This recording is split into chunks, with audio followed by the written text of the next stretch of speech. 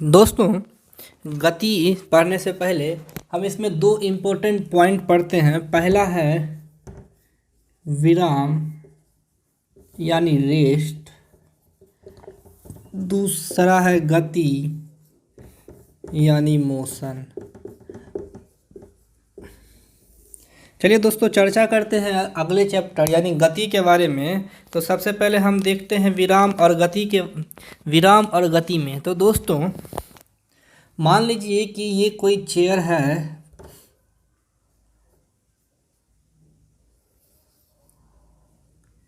और जैसा भी हो, कोई भी हो, मान लीजिए कि कोई एक बॉक्स है और इसके ऊपर हमने एक बॉल रख दिया।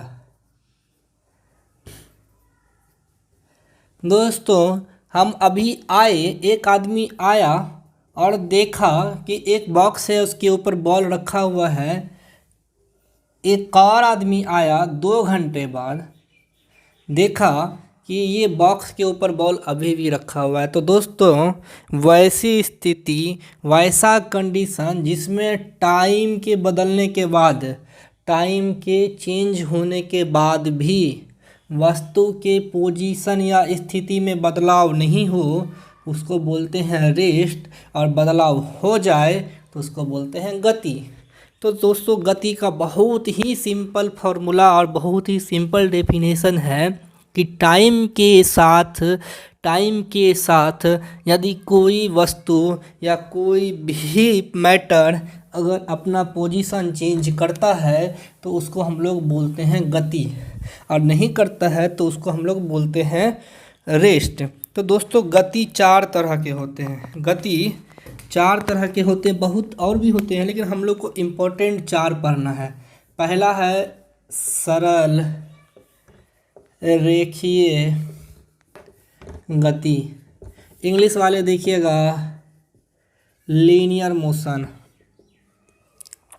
लीनियर मोशन क्या होता है दोस्तों, कि जैसे कि अगर ये सड़क सीधी है और कहीं मोड़ नहीं आए, तो वैसी गति जो एक रेखीय हो, सीध में हो, एक रेखा के अंतर्गत आ जाए, वैसी गति को दोस्तों हम लोग सरल रेखा गति कहते हैं। इस प्रकार की गति की वस्तुएं अपना स्थान परिवर्तन एक रेखा के अनुदिश यानी कि एक रेखा के डायरेक्शन में यानी कि लीनियर डायरेक्शन में मोशन करते हैं। जैसे एग्जाम्पल दे रहे हैं, जैसे कि रेलगाड़ी, अगर कोई पटरी हो और इस पर रेलगाड़ी चल रही हो, तो हम अगर पटरी को मुड़ाव नहीं माने तो पटरी पे जो रेलगाड़ी चलती है वो सीधी चलती है, उसको रेखीय गति बोलते हैं। किसी छत पर से किसी गेंद को गिरा दीजिए तो वो पृथ्वी पर एक दिशा में गिरेगी, उसको सरल रेखीय गति बोलेंगे। अगर कोई सड़क हो और उसमें कोई मोड़ नहीं हो और इस सड़क पर चलने वाला जो वाहन होगा वो सरल रेखीय मोशन के अंतर्गत आएगा, यानी लीनियर मोशन के, यानी कि एक रेखा एक सीध में हो। लीनियर मोशन का मतलब ही होता है एक सीध में। इसके बाद दोस्तों हम लोग पढ़ते हैं वृत्तीय गति। इसके बाद दोस्तों हम लोग पढ़ेंगे वृत्तीय गति यानी सर्कुलर मोशन। वो पहला था, ये दूसरा है वृत्तीय गति, सर्कुलेशन मोशन। दोस्तों, होता क्या है कि अगर जैसे ये घड़ी है और इसमें जो कांटे हैं वो जो गति करती है वो एक सर्किल में करती है, वैसी गति जो वृत्तीय पथ पर पूरा करे उसको हम लोग सर्कुलर मोशन बोलते हैं। मतलब अगर कोई वस्तु एक वृत्त के अधीन या उसकी परिधि के चारों ओर अगर मोशन करे तो उसको हम लोग सर्कुलर मोशन या वृत्तीय मोशन कहते हैं। जैसे कि पृथ्वी का सूरज की ओर मोशन, घड़ी के सुइयों का चारों ओर मोशन, ये लोग दोस्तों क्या है, ये है वृत्तीय गति। इसके अलावा दोस्तों आते हैं हम लोग, अगला है दोलन गति जिसको ओसिलेटिंग मोशन बोलते हैं। तीसरा कौन सा है, दोलन गति जिसको हम लोग ओसिलेटिंग मोशन बोलते हैं। ओसिलेटिंग मोशन क्या होता है? ओसिलेटिंग मोशन सर किसी फिक्स टाइम पीरियड के अंदर अगर कोई वस्तु किसी स्थान पर गई और वापस पुनः उसी स्थान पर आ जाए तो इसको बोलते हैं दोलन गति। दोलन गति जैसे कि घड़ी में पेंडुलम लगा दो और पेंडुलम एक फिक्स दूरी तक जाता है, निश्चित समय में फिर वापस आता है और फिर निश्चित समय में वो फिक्स दूरी तक जाके फिर वापस आ जाता है, इसको बोलते हैं दोलन गति यानी कि दोलन करना। इसका जैसे कि झूले की गति, पेंडुलम की गति। झूले की गति जैसे कि दोस्तों अगर आप किसी झूले को यहाँ तक उठाइए पहुँचाइए तो वो फिर एक फिक्स टाइम पीरियड में वापस वहीं पहुँचेगा, फिर जाएगा फिर आएगा। अगर हम लोग स्पीड को कांस्टेंट माने तो स्पीड कांस्टेंट यानी स्पीड में कोई चेंज नहीं हो रहा है तो इसको हम लोग ओसिलेटिंग मोशन बोलते हैं। और दोस्तों अगला आता है आवर्ती गति। अगला आता है आवर्ती गति जिसको इंग्लिश में रिकरिंग मोशन बोलते हैं। चलिए अगला हम पढ़ते हैं चौथा, आवर्ती गति रिकरिंग मोशन। दोस्तों आवर्ती गति या रिकरिंग मोशन क्या होता है? वैसी गति दोस्तों जो अपने को एक निश्चित समय अंतराल पर दोहराते रहे। जैसे कि दोस्तों यहाँ पर एक झूला है तो ये दोस्तों यहाँ पहुँचा और पुनः अपने स्थान पर आ जाता है, तो दोस्तों इसको हम लोग बोलते हैं आवर्ती गति। वैसी गति वैसा मोशन जो अपने आप को टाइम के रिस्पेक्ट में दोहराते रहे उसको हम लोग दोस्तों रिकरिंग मोशन या फिर आवर्ती गति बोलते हैं। इंग्लिश वाले अगर कुछ इंग्लिश में प्रॉब्लम हो तो आप हमें कमेंट कीजिएगा, हम वैसे सभी का इंग्लिश और मीनिंग दोनों बता देते हैं आपको। जैसे दोस्तों सिलाई मशीन की सुई है, सिलाई मशीन की सुई आप देखिएगा कि सुई एक बार उठी फिर अंदर गई, फिर बाहर, फिर अंदर, फिर बाहर, फिर अंदर। जब आप सिलाई मशीन की सुई को गौर से देखिएगा तो वो एक निश्चित टाइम पीरियड में ऊपर नीचे करते रहती है, वो है आवर्ती गति। वैसी गति जो अपने आप को टाइम के रिस्पेक्ट में दोहराते रहे, वैसी गति जो कि अपने आप को बार बार आवर्त के रूप में मोशन करे, उसको आवर्ती गति बोलते हैं। चलिए दोस्तों अब हम लोग बात करते हैं सदिश सदिश में। हम मोशन में ही धीरे धीरे दोस्तों सभी टॉपिक को कवर करते करते हम बल पे भी आएंगे और गति के नियम पे भी आएंगे। पहले बात करते हैं सदिश यानी वेक्टर और अदिश यानी स्केलर क्वांटिटी के बारे में। स्केलर क्वांटिटी के बारे में तो दोस्तों सदिश राशि और अदिश राशि क्या होता है इसके बारे में बात करना हो तो सदिश राशि जिसका मैग्नीट्यूड परिमाण इंग्लिश में बोलते हैं मैग्नीट्यूड एवं दिशा यानी डायरेक्शन फिक्स हो एवं ये ट्रायंगुलर लॉ को फॉलो करता हो उसको बोलते हैं सदिश राशि। और अदिश राशि ना मैग्नीट्यूड फिक्स हो या दिशा या फिर दोनों में से कोई एक भी फिक्स नहीं हो, दोनों फिक्स नहीं हो या दोनों में से कोई एक फिक्स नहीं हो, उसको हम लोग अदिश राशि बोलते हैं। अदिश राशि ट्रायंगुलर लॉ का भी फॉलो नहीं करता है। तो दोस्तों सदिश राशि में दिशा फिक्स होती है। आपको हम एक एग्जाम्पल पिछले बार बताए थे कि जैसे कि ये दूरी है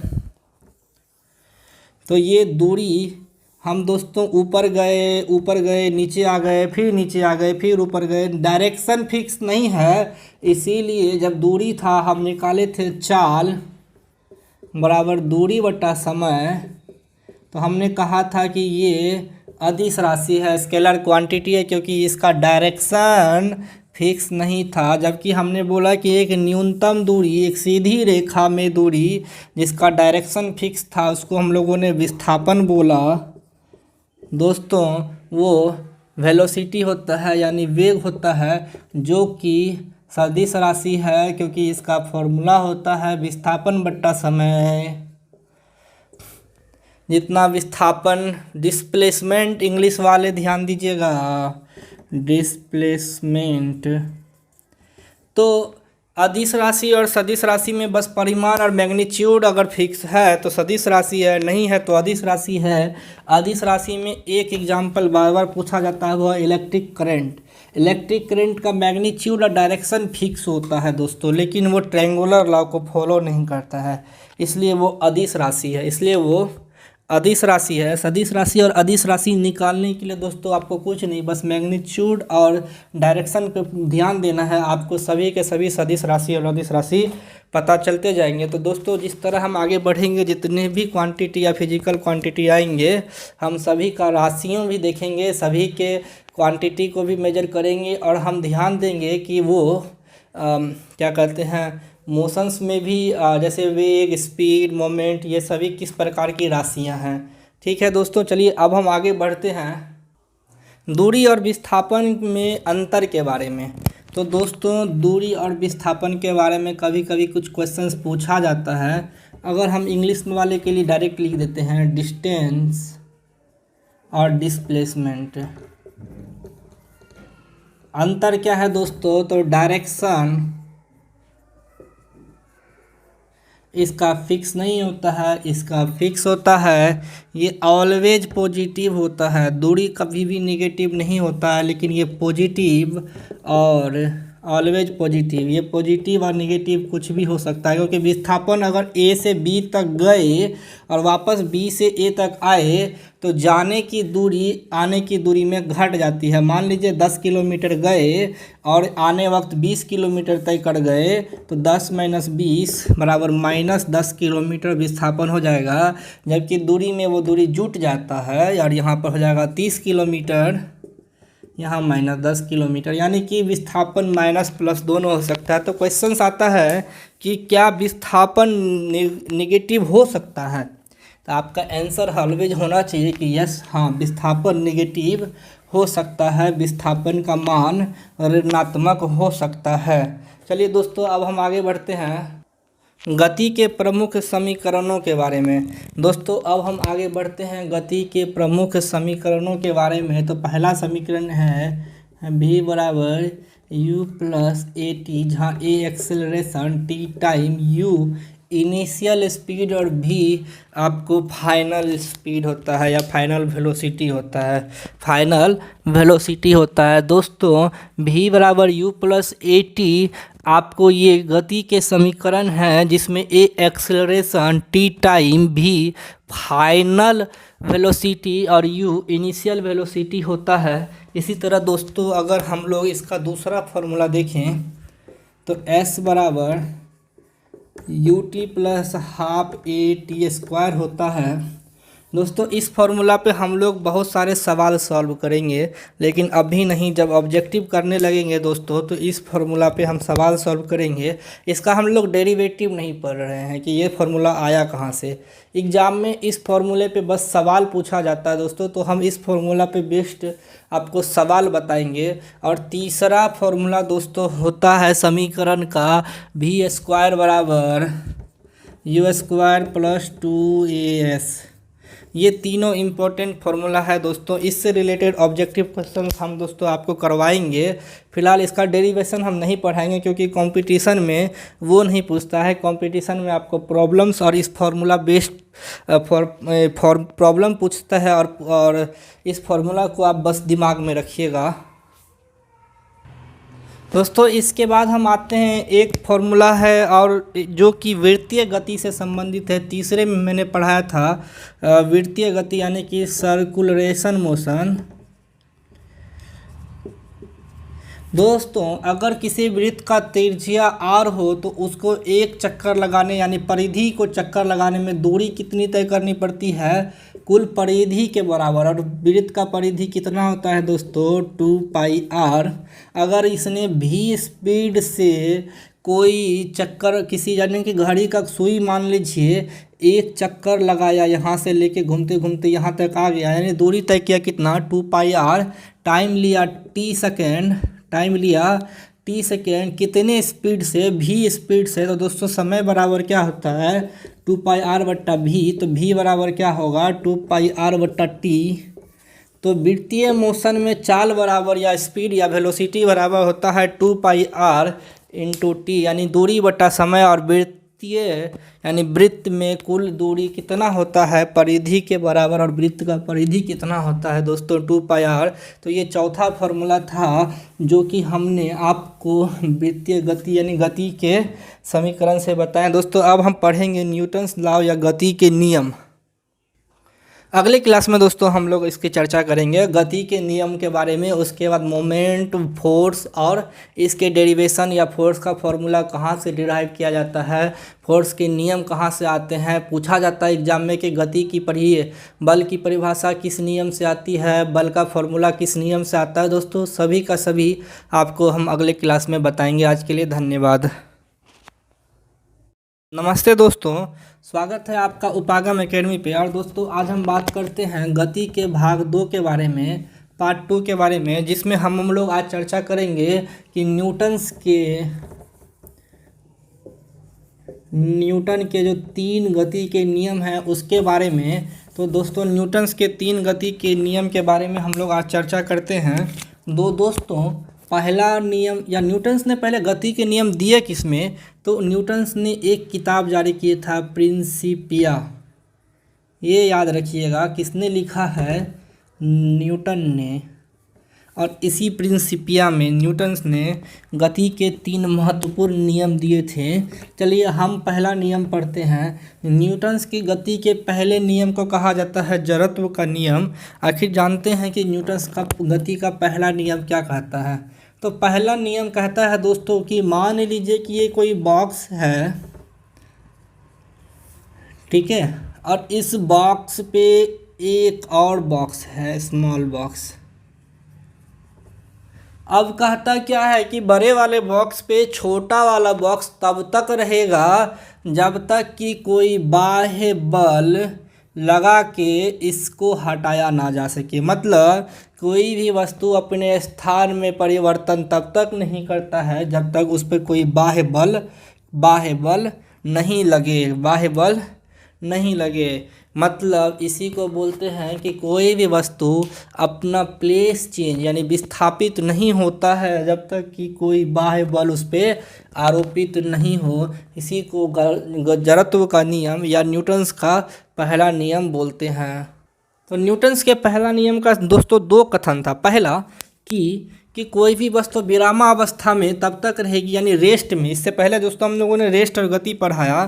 तो कोई भी वस्तु रेस्ट में तब तक रहेगी, जैसे कि ये एक ठेला गाड़ी है, ये ठेला गाड़ी तब तक यहाँ खड़ा रहेगा जब तक कि कोई उसको आदमी आके ठेले नहीं, कोई आदमी उसको आके ठेले नहीं, और तब तक वो अपना स्थान नहीं बदलेगा। ये कहता है न्यूटन्स का पहला नियम। और न्यूटन्स का पहला नियम और भी कहता है कि अगर v वेग से यानी v वेलोसिटी से या स्पीड से कोई गाड़ी अगर चल रही है तो वो v स्पीड से ही चलेगी, यानी एक समान वेग से। यानी अगर स्पीड कांस्टेंट है तो एक समान वेग से चल रही गाड़ी या एक समान वेग से चल रहा कोई वस्तु अपना वेग में परिवर्तन, अपने वेलोसिटी में चेंज नहीं करेगा तब तक जब तक कि कोई बाह्य बल यानी कि वो एक्सेलरेटर नहीं ले या फिर कोई उसको धक्का नहीं मारे, ताकि या उसको कोई एक्सेलरेटर नहीं ले या कोई उसको धक्का नहीं मारे। इसका सीधा सा मतलब है दोस्तों कि एक सरल रेखा पे यानी लीनियर लाइन पे अगर कोई वस्तु चल रही है समान वेग से यानी v वेलोसिटी से, मान लो कि ये गाड़ी 10 के स्पीड से जा रही है 10 kmph से, तो दोस्तों यहाँ भी उसका स्पीड 10 kmph ही रहेगा अगर जब तक कि कोई बाह्य बल या कोई बाह्य आरोपित बल उस पर नहीं लगे, बाह्य बल उस पर नहीं लगे। यह न्यूटन्स का पहला नियम कहता है। न्यूटन्स का पहला नियम जड़त्व का नियम भी है। तो चलिए दोस्तों हम थोड़ा जड़त्व के नियम को भी जान लेते हैं। तो दोस्तों न्यूटन्स का पहला नियम जड़त्व का नियम क्यों कहते हैं। जड़त्व का नियम दोस्तों पूछा जाता है एग्जाम में। जड़त्व यानी इनर्शिया, इंग्लिश वाले ध्यान दीजिएगा, इनर्शिया वो उसको बोलते हैं। यदि कोई वस्तु रेस्ट में है तो वो तब हमेशा रेस्ट में रहना चाहेगी, हमेशा रेस्ट में रहना चाहेगी। इसी को हम लोग बोलते हैं कीप्ट इन रेस्ट, इसी को बोलते हैं जड़त्व का नियम। और जड़त्व का नियम किसने दिया था दोस्तों? जड़त्व का नियम दिया था गैलीलियो ने। जड़त्व का नियम दिया था गैलीलियो ने। और जड़त्व का नियम कहता है कि कोई वस्तु अगर स्थिर अवस्था में है, कोई वस्तु अगर रेस्ट में है, तो वो हमेशा रेस्ट में रहना चाहेगा। वो अपना पोजीशन, वो अपना स्थिति नहीं बदलना चाहेगा। इसी को हम लोग दोस्तों जड़त्व का नियम बोलते हैं। जड़त्व के दोस्तों दो नियम हैं, एक है विराम और दूसरा है गति। यानी जड़त्व के भी दो नियम हैं। पहला है inertia in rest, inertia of rest और इनर्शिया ऑफ मोशन। यानी पहला बोलता है विराम जड़त्व और दूसरा बोलता है गति जड़त्व। तो विराम जड़त्व क्या होता है दोस्तों और गति जड़त्व क्या होता है दोस्तों? तो चलिए इसके बारे में हम लोग चर्चा करते हैं। दोस्तों हम एक एग्जाम्पल से समझाते हैं कि दोस्तों ये एक गिलास है और इसमें दोस्तों हमने पानी भर दिया है। और दोस्तों यहाँ पे हमने एक कार्ड रख दिया है, फोल्डेबल कार्ड।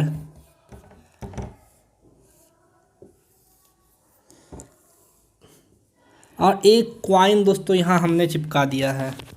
दोस्तों जड़त्व का पहला नियम जो है विराम जड़त्व, विराम जड़त्व, यानी कि rest, inertia of rest, inertia of rest कहता क्या है कि अगर हमने इस सिक्के को कुछ नहीं किया, केवल इस प्लेट को एकाएक जोर से खींचो, एकाएक अचानक से सडनली अगर हम इस प्लेट को खींचते हैं तो सिक्का क्या होता है दोस्तों?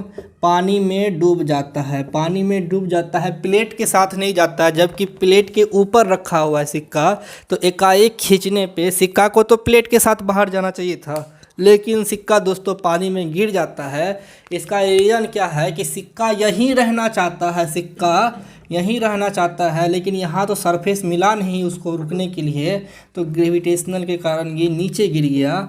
यहाँ पे उसको सरफेस, क्योंकि प्लेट तो यहाँ आ गया, प्लेट को हमने खींच के बाहर कर दिया और सिक्का रेस्ट में रहना चाहता था। इसी को दोस्तों बोलते हैं विराम जड़त्व। इसी को हम लोग दोस्तों बोलते हैं विराम जड़त्व, रेस्ट ऑफ इनर्शिया। यानी कि अगर किसी भरे हुए पानी के गिलास के ऊपर प्लेट रख के अगर हम प्लेट को एकाएक खींचते हैं तो जो सिक्का उसके ऊपर है वो रेस्ट में रहना चाहता है। इसका मतलब अगर कोई वस्तु, if any object are in rest, then वो वस्तु हमेशा रेस्ट में रहना चाहती है। उसी को हम लोग विराम जड़त्व बोलते हैं। विराम जड़त्व का दोस्तों अगला एग्जाम्पल हम लोग देते हैं कि मान लीजिए कि कोई गाड़ी रुकी हुई है और इस पर कोई आदमी बैठा हुआ है। अगर गाड़ी अचानक आगे की ओर खुलती है तो व्यक्ति पीछे की ओर झुक जाता है। व्यक्ति पीछे की ओर झुक जाता है। ये इस तरह से, ये इसका हाथ है, ये इसका पैर है, इस तरह से पीछे की ओर झुक जाता है। दोस्तों ये ऐसा होता है क्योंकि व्यक्ति हमेशा रेस्ट में बैठा हुआ है गाड़ी के रिस्पेक्ट में, लेकिन गाड़ी के मोशन में आने के कारण वो व्यक्ति तो रहना चाहता है रेस्ट में, लेकिन गाड़ी के मोशन में आने के कारण दोस्तों वो पीछे की ओर झुक जाता है। इसी तरह दोस्तों और इसके 3-4 एग्जाम्पल हैं, जैसे कि किसी कोट या कंबल में जो अगर धूल है आप उसको डंडे से झाड़ें तो वो आपको क्या कहते हैं, डस्ट बाहर निकलता है, क्योंकि उसमें जो डस्ट है वो रेस्ट में रहना चाहता है।